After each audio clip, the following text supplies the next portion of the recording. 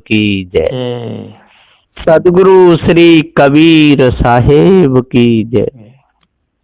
बंदी छोर सदगुरु श्री कबीर साहब जी मेरे हृदय मंदिर के आराध परम पूज्य सदगुरु श्री महान साहब जी पूजा के योग्य सभी संत समाज में चरण कमलों में सिर झुका के त्रिवार बंदी करता हूँ। बोलिए श्री सदगुरुदेव की जय। सदगुरु श्री कबीर साहब जी ने इस धरातल पर नजर फैला करके और जब सबकी गतिविधि को देखा तो सदगुरुदेव जी अपने अंदर बहुत ही दया भाव लाए। वैसे काय को लाते, यदि कोई चीज दिखती है तभी उस पर विचार किया जाता है। तो सदगुरुदेव के अंदर दया भाव आया और वो सोचे कि हमारा सुजाती भाई ये चेतन जीव कितना दुखी है, बहुत दुखी है। कोई जिभ्या का लंपट बना हुआ है, दूसरे के मांस को नोच नोच करके खा रहा है। कोई शराब पी करके गंदे नालों में मुंह रगड़ रहा है। कोई गालियां बक रहा है, जहां तहां पिट रहा है। कोई चोरी करते हुए पकड़ा जा रहा है, मार पड़ रही है। शाह जी को बड़ा दया आती थी, कैसे कितना भोला है ये। कोई विचार में पकड़ा गया तो काला मुंह करके गधे पे बैठा करके निकाला गया। पहले कुत्ता फांसी लगती थी, फिर सूली पर बैठा करके आर पार गुदा द्वार में होकर के ऊपर सिर पर लिखा दी जाती थी सूली सीधा। तो बड़ी दुर्दशा देखी सदगुरु श्री कबीर साहब जी ने, और जहां जहां सुनते थे वहीं वहीं जाते थे। भूत खेलते थे वहां भी जाते थे, पर कभी भूत दिखाई नहीं दिया। होता ही नहीं तो देगा कहां से। सदगुरुदेव तो शमशान भूमि में भी जाके देख लिए, गंगा घाट पर भी जाके देख लिए। जहां जहां लोगों ने भ्रम फैलाया वहां सब जाके देख लिए, पर सब ढोल में पोल निकली, कुछ नहीं निकला। धोखा ही धोखा। तो साहब ने कहा कि अरे भाइयों, आप चेतन जीव होकर के और मनुष्य जन्म में हो आकर के आप दुखी हो।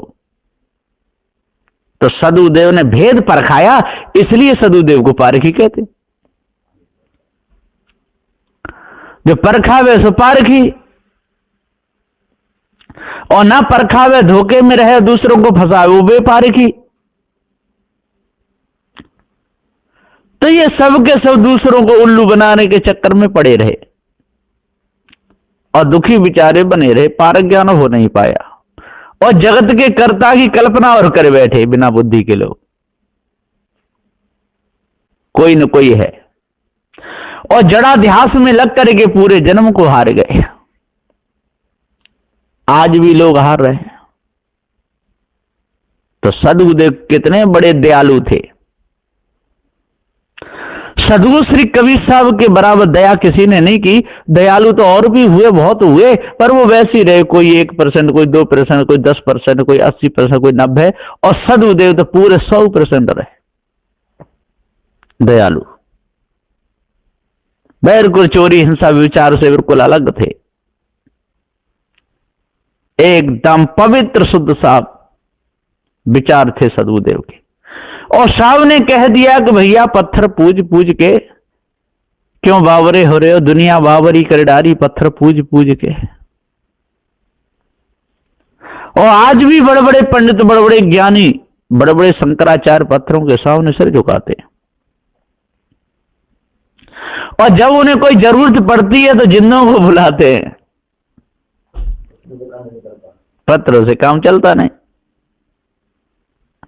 कितना समय हो गया जल समाधि लिए श्री रामचंद्र जी को सरयू में, तब से अपना मंदिर नहीं बना पाए। और देखो मोदी जी ने बना दिया। उनकी मूर्ति भी रख दी, नाम भी कर दिया। तो जड़ाध्यास में लोग मौज लेते हैं, जड़ाध्यास की तरफ झुकाव है,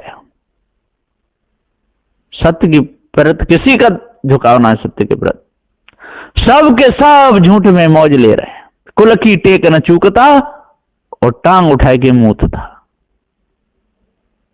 ये सब के सब धोखे में फंसे हुए हैं, जड़ाध्यास बंधन में फंस के। जड़ाध्यास बंधन में मूर्ख गुरपद नहीं चीना, ऐसो वेद भेद जगमाई ठेल भरम दीना। फंस के जड़ाध्यास बंधन में मूर्ख गुरपद नहीं चीना, सदगुरु श्री सीता साहब जी ने कहा है। ये सब के सब धोखे में रहे, एक भी धोखे से निकल नहीं पाए। और आज भी यदि जड़ाध्यास के प्रति यदि झुकाव रहा तो आगे चल के बहुत बड़ी हानि होने वाली है, जरूर होगी। और अभी भी देख लो, माता पिता को तो कोई पूछता नहीं, उनको तो अंगूठा दिखा दिखा के भागते, और जब तक वो करने लायक होते तब तक करवाते, और उनके मालों को खींच लेते हैं, मकान बनवा लेते हैं खूब बढ़िया तरह, और फिर अंगूठा दिखा देते हैं, बैठे रह चुपचाप। हाँ, इसी प्रकार से साधु भेष में भी देख लो, चेले लोग कहां सेवा करते हैं गुरुजनों की? नहीं करते, बेचारे पड़े पड़े पाद रहे खाटों पर, और पूजा है रही है पत्थरों की उनके सामने, और वो चिल्ला रहे हैं अपने चेलन से, और पत्थर पूजवा पूजवा के अब उसका तो दंड भोगना ही पड़ेगा। वो भी तो पूजते रहे। एक बार मैंने कह दिया, एक महात्मा से तो बहुत नाराज हो गया, चिमटा उठा लिया था, बीमार था और कह रहा था आजकल के चेले लोग सेवा भी नहीं करते हैं। मैंने कहा महाराज जी, आपने जीवन में आपने कोई सेवा की होगी किसी किसी देवता की? तो बोले राम की सेवा करी, अच्छा हनुमान की सेवा करी, और किन की करी? राधे रानी की सेवा करी। तब मैंने कि कभी तो एक आध दो दिन तो पानी फानी पिचारे, अब वो भी बेचारे कब तक पिलाएंगे? और राधे रानी और ये तो रामचंद्र जी ये तो सेवा करने आए होंगे आपके, कि वो हमारी सेवा करके मैं चिमटा उठा लिया। पागल, फिर काय की सेवा? मैं तो भाग आया वहां से। नागा बाबा था ऐसा ही बेकार का।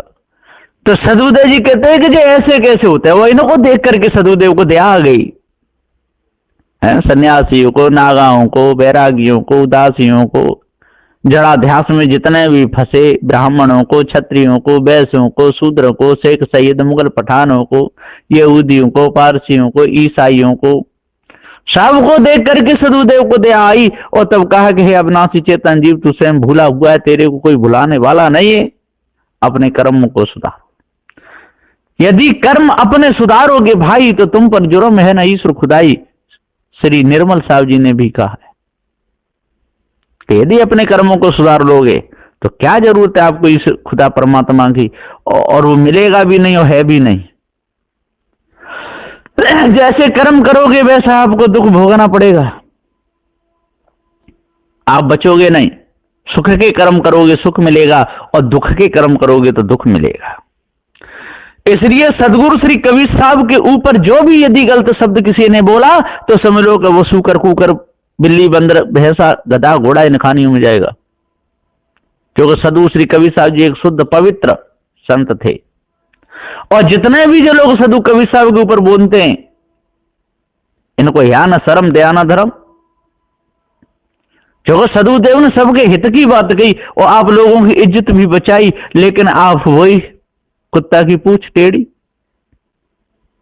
कितने भी दिन तक दिए रहो फूकनी में पोंगनी में, और जब उसको निकालते हैं तो टेढ़ी की टेढ़ी निकलती है। इसी प्रकार से एक ने कुत्ता पाला और कहा कि इसको भुलाऊंगा टांग उठा के पेशाब करना, अब नहीं करेगा जी कभी।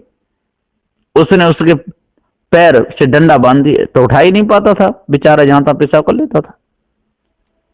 काफी समय हो गया, फिर कहा अब तो जी भूल गया होगा टांग उठा के पेशाब करना। जैसे ही डंडा खोला तो उसी की गाड़ी खड़ी थी, जाकर सूंघ के वाने एकदम तो लगी मारी, पेशाब कर दे। माने एक कमरे में डंडा दिया गया, बदमाश आदमी कुलकी टेक न चूकता और टांग उठा के मुंह था। इसी प्रकार से सारे संसार के लोग पशु वृत्ति को धारण कर लेते हैं, और जिसने पशु वृत्ति धारण की तो पशु हो गया, पशु कुल का हो गया। फिर उसको कितना भी समझाओ समझता नहीं, माता पिता कितना भी समझाएं वो समझेगा नहीं, संत गुरुजन कितना भी समझाएं वो समझेगा नहीं, ज्ञानी पुरुषों की वो बात कभी मानेगा नहीं। वो टेक ही बन जाएगा, टेक अपनी टेक आगे रखेगा, कितना भी समझाओ। तो समझाए समझे नहीं, पर हाथ आप बिकाए और मैं खींचता हूं आपको, चला स्वयंपुर जाए। सदगुरु श्री कबीर साहब जी ने कहा है तो मैं अपनी तरफ को खींचता, मुझे लोग यम की तरफ जाते, यमपुरी की तरफ जाते। यमपुरी कहिए जहां विषय वासना में फंस करके दुख भोगते हो, वो यमपुरी है। भरम भूल कल्पना में जहां फंसे हो और लोग फंसाने वाले हो, वही तो यमपुरी है। जो विषय वासना में फंसे और फंसावे वही एक दूसरे के लिए यम है, यही यमपुरी है और कोई दूसरे नहीं। सदगुरु श्री मान साहब जी समझाते हुए कहते हैं कि जो भी इस धोखे में फंसेगा बचेगा नहीं, भरम भूल कल्पना में, विषय वासना में और मोह ममता आसक्ति में। पूरा समय चला जाएगा, मिलेगा नहीं कुछ भी। कहते हैं कि विदेश का एक बादशाह आया था एक बार भारत में घूमने के लिए। यहां की बोली भाषा नहीं समझता था, यहां के लोग भी उसकी नहीं समझते थे। साथ में सिपाही संतरी थे और भारत के लोग भी थे। जंगल में घूमने निकल गया और बोला कि अब मुझे नाच और गाना चाहिए। मंत्री बोला सरकार यहां कहां से नाच गाना आएगा, कि कुछ भी करो। तो जंगली जो भेड़ बकरी चराते हैं वो लोग थे। तो बुड्ढा के हाथ में तो लकड़ी थी और बुढ़िया के हाथ में थी परात। दोनों को पकड़ लाए कि कुछ नाच और गाओ।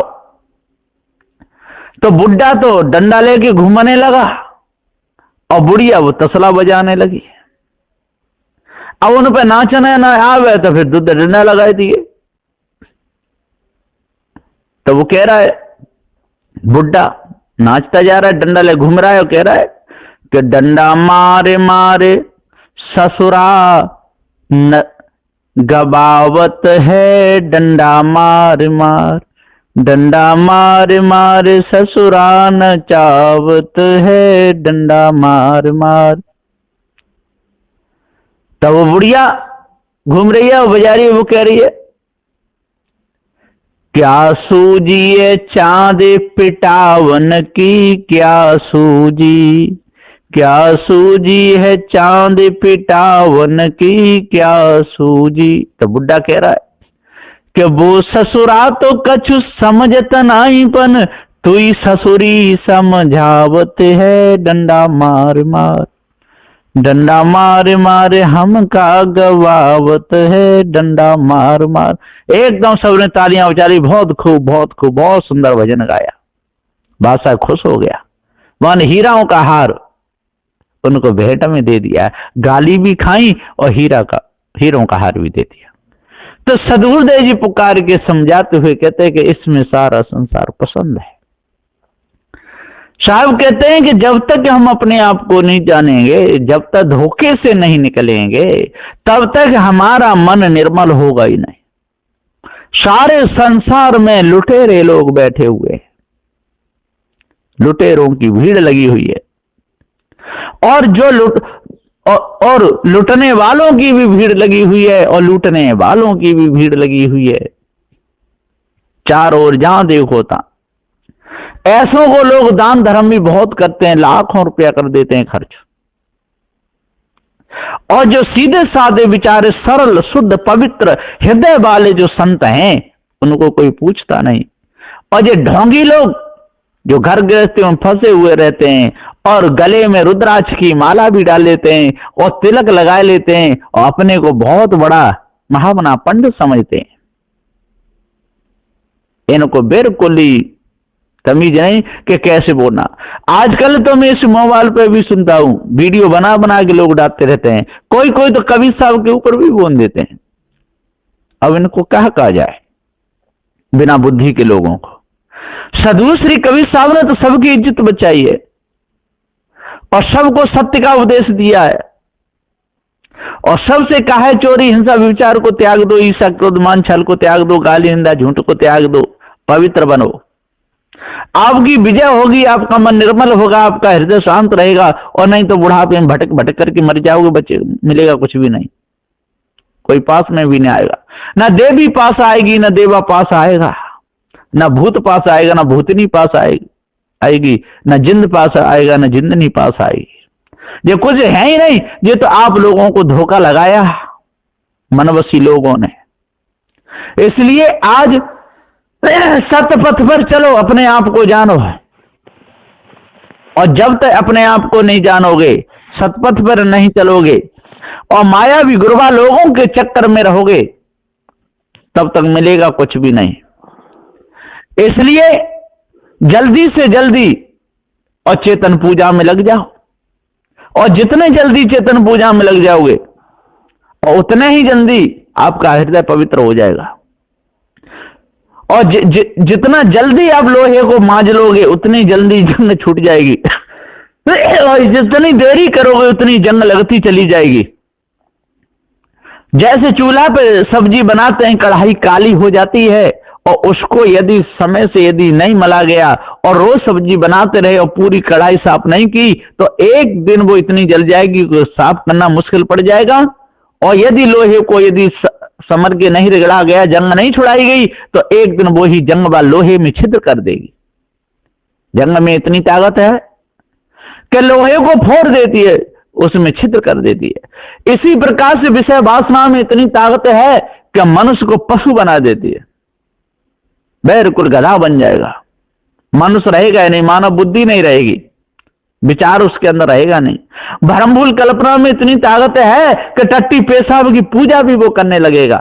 भ्रम बस उसको ही देवता मान लेगा, कोई गोबर को देवता मान लेगा, कोई टट्टी को देवता मान लेगा, कोई गधा को देवता मान लेगा, कोई गाय को, कोई किसी को सब मान के भूले रहेंगे और मनुष्य पद को भूल जाएंगे।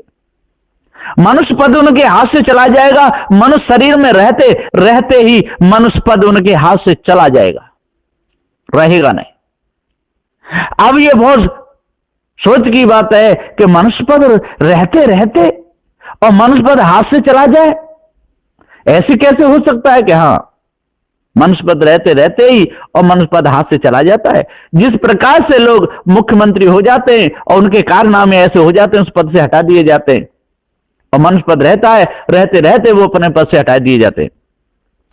इसी प्रकार से प्रधानमंत्री पद से भी हटा दिए जाते हैं, मुख्यमंत्री पद से भी हटा दिए जाते हैं, विधायक पद से भी हटाए जाते हैं, गांव के प्रधानी से भी हटा दिए जाते हैं, यहां तक का जो कलेक्टर होते हैं वो भी हटा दिए जाते हैं। पुलिस में से किसी भी नौकरी पे हो और गड़बड़ी उनकी देकर वो हटा दिए जाते हैं, वो तो रहते हैं पर पद से हटा दिए जाते हैं।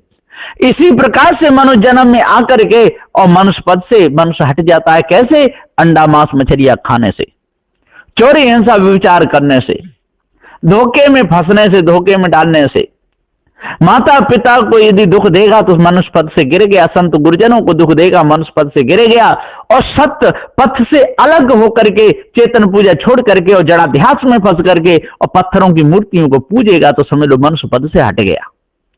इसलिए अपने आप को जानना चाहिए। और भ्रम भूल कल्पना, मनुष्य पद रहते रहते ही मनुष्य पद से हट जाता है और पशु पद में आ जाता है, रहते रहते पस्ता में आ जाता है। इसलिए जल्दी से जल्दी हम अपने आप को जानें और भ्रम भूल कल्पना को अपने अंदर से निकालें। और जब तक भ्रम भूल कल्पना को अपने अंदर से नहीं निकालेंगे और तब तक हमारे अंतःकरण की कालमा छूटेगी ही नहीं। सदगुरु श्री कबीर साहब जी ने सबके हित की बात कही, लेकिन लोगों ने भ्रम बस विषय वासना में अंधे होकर के सदगुरु श्री कबीर साहब की बात पर कोई विचार नहीं किया। और आज भी लोग करते नहीं है, कितना भी समझाओ, समझाए समझे नहीं, पर हाथ आप बिकाए और मैं खींचता हूं आपको चला स्वयंपुर जाए। मैं इतना समझाता हूं, इतना समझाता हूं, इतना समझाता हूं, लेकिन लोग समझने की कोशिश नहीं करते। समझाए समझे नहीं, पर हाथ आप बिकाए, पराए हाथ तो बिकना चाहते हैं, भ्रम भूल कल्पना में बिकना चाहते हैं, विषय वासना में बिकना चाहते हैं, लोभी लालचियों का संग करना चाहते हैं, कामी क्रोधियों का साथ करना चाहते हैं, हटी सटी पक्षपातियों का साथ करना चाहते हैं, लेकिन न्याय निर्णय की बात को नहीं मानना चाहते। तो समझाए समझने पर हाथ आप बिकाए। मैं खींचता हूं आपको और मैं अपने आप का ज्ञान देता हूं, निज पद को परखाता हूं, स्वयं पद को परखाता हूं, तू सत्य अविनाशी चेतन जीव है, तेरे ऊपर कोई ईश ब्रह्म परमात्मा नहीं, कोई देवी देवता नहीं। तू काहे को तू स्वयं देवादेव है, तू स्वयं देव पद पर स्थित है, लेकिन तू अपने आप को भूल गया है, भूल करके ही चारों ओर भटक रहा है। इसलिए आज तू अपने आप को जान ले, भ्रम भूल कल्पना को अपने अंदर से निकाल दे, तब तुझे पूर्ण शांति मिलेगी। और नहीं तो मिथ्या धोखे में और पूरा समय बीत जाएगा और तेरा सारा किया कराया सब रद्द हो जाएगा। जिस प्रकार से अनाज को कमा करके किसान लाता है, कोठिला में भर देता है, समय पर नहीं निकालता, घुन खा जाता है, भूसा बन जाता है, उसको कुछ नहीं मिलता। इसी प्रकार से मनो जन्म में आकर के अपने आप को जो भूल गया, विषय वासना भ्रम भूल कल्पना में फंस गया, जड़ा ध्यास में फंस गया, तो जैसे गेहूं घुन करके और आग बन जाते हैं, इसी प्रकार से जीवन पूरा बर्बाद बन जाता है, विषय वासना भ्रम भूल कल्पना में सन जाता है, उसको कुछ ही नहीं मिलता। इसलिए आज अपने आप को जानो और भ्रम भूल कल्पना को मिटा दो, तब पूर्ण शांति मिलेगी। नहीं तो मिथ्या धोखे में पूरा जीवन चला जाएगा। बस नहीं वचनों के साथ मैं अपनी वाणी को विराम देता हूं। बोलिए श्री सद्गुरुदेव की जय।